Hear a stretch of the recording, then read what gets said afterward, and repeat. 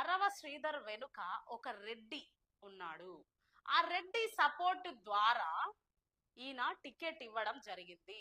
యనమల భాస్కర్ కు ఎలాంటి సపోర్ట్ లేదు, లేకపోతే ఆయనకి ఎవరి రికమెండేషన్ లేదు.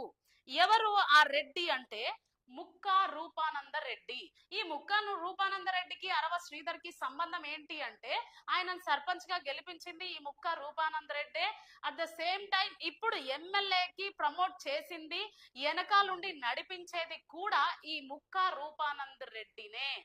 అందుకే పవన్ కళ్యాణ్ 2-3 రోజులలో నేను పేరు అనౌన్స్ చేస్తాడేమో అనుకునే సమయంలో యనమల భాస్కర్ది అరవ శ్రీధర్ది పేరు అక్కడ అనౌన్స్మెంట్ చేసిండు. ఎందుకు చేసిండు చెప్పండి? ఆయన వెనుక ఒక రెడ్డి ఉన్నాడు కాబట్టి, ఈ ముక్కా రూపానంద రెడ్డి ఉన్నాడు కాబట్టి అరవ శ్రీధర్ ఎమ్మెల్యే అయ్యిండు. అరవ శ్రీధర్ చెప్పినట్టు ఈ ముక్కా రూపానంద్ రెడ్డి చెప్పినట్టు అరవ శ్రీధర్ వింటాడు కాబట్టి ఎస్సీ నియోజకవర్గానికి అరవ శ్రీధర్ కు టికెట్ ఇప్పించడం జరిగింది.